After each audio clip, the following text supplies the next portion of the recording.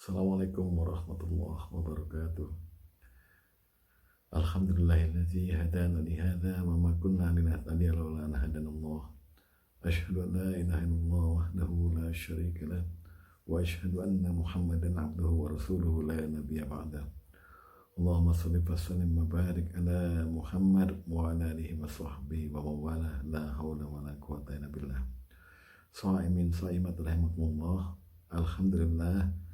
Thumma alhamdulillah hamdan katsiran thayyiban mubarakan fih. Kita telah melewati 22 hari puasa dan sekarang ini adalah sahur ke-23 puasa Ramadan kita di bulan Ramadan tahun 1441 Hijriah. Dan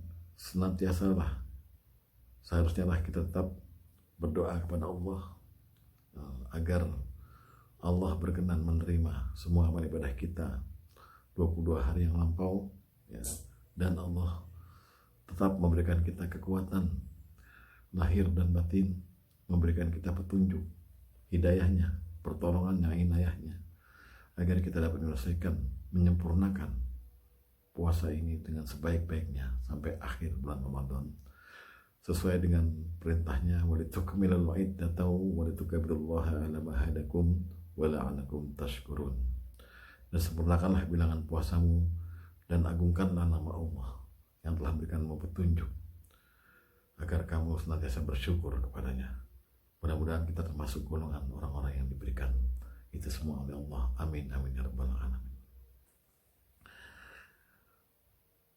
Shaimin shaimat rahimakumullah.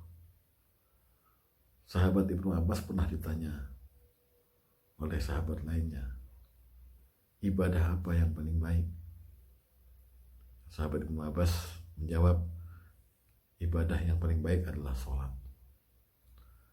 Nah, kemudian banyak juga sahabat lain yang bertanya hal yang sama dan dijawab dengan jawaban yang sama.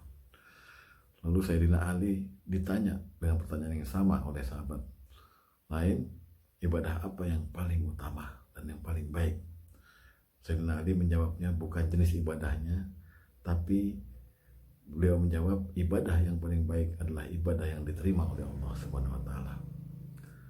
Ya, salat yang paling baik adalah salat yang diterima, yaitu dengan gelaran salat yang khusyuk. Zakat yang paling baik adalah zakat yang pas perhitungannya, bahkan yang bisa melebihkan ya, zakatnya itu. Haji yang paling baik bergelar mabrur, artinya diterima, ya, makbul, ya. Nah, puasa yang baik juga begitu. Jadi kebaikan dari ibadah yang kita lakukan sebetulnya Allah melihatnya bukan dari sisi lahiriahnya, ya. Innallaha la yanzuru ila suwarikum.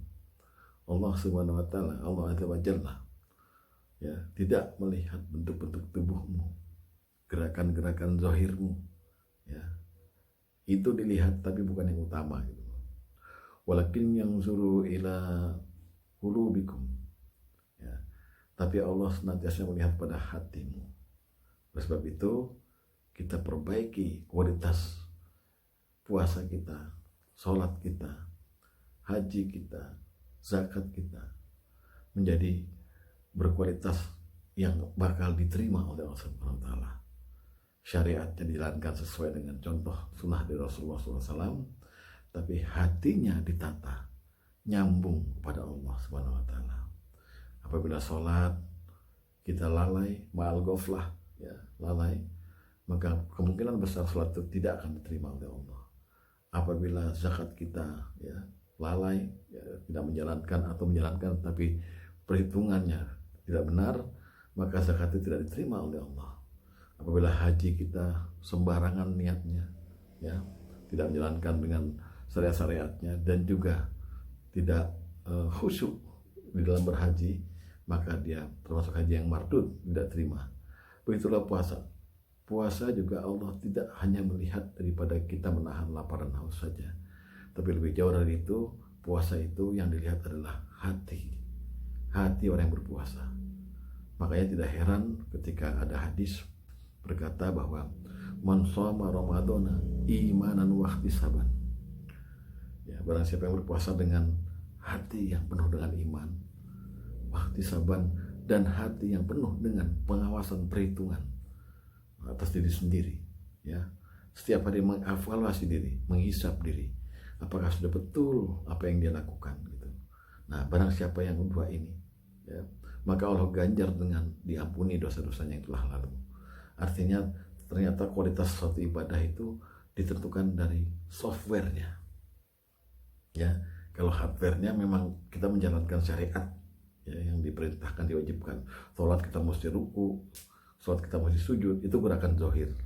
Tapi di balik gerakan zahir kita itu, berpuasa, menahan lapar, haji, tawaf, kemudian dan lain sebagainya, ada gerakan batin, yaitu bersambungnya, koneknya antara hati kita dengan Sang Maha Pencipta, Allah Azza wa Jalla. Ayo kita belajar, ya, bagaimana kita beribadah mahdoh ini betul-betul diterima karena sudah klop, sudah nyambung dengan Allah. Saya ambil contoh, ketika kita sholat, kemudian sholat kita tidak lalai, tidak khusyuk, maka hukumannya sudah tercantum dalam Al-Quran, ya kan? Wailul lil musallin, celaka, neraka wail bagi orang-orang yang sholat, ya kan? Yaitu orang yang lalai, orang yang tidak khusyuk, sahun, lalai. Begitu pula puasa kita. Nabi pernah berkata, kam min sha'imin laisa lahu min syiyamihi ilal ju'al atas. Banyak orang berpuasa, tapi ternyata tidak diterima puasanya, tidak mendapatkan dia apa-apa, pahalanya juga tidak mendapatkan. Dia hanya mendapatkan lapar naus saja. Kenapa? Karena tidak dijalankan dengan hati yang penuh iman dan juga tidak khusyuk di dalam berpuasa itu. Semoga kita dapat memperbaiki kualitas semua ibadah kita di masa mendatang. Sekian, Assalamualaikum warahmatullahi wabarakatuh.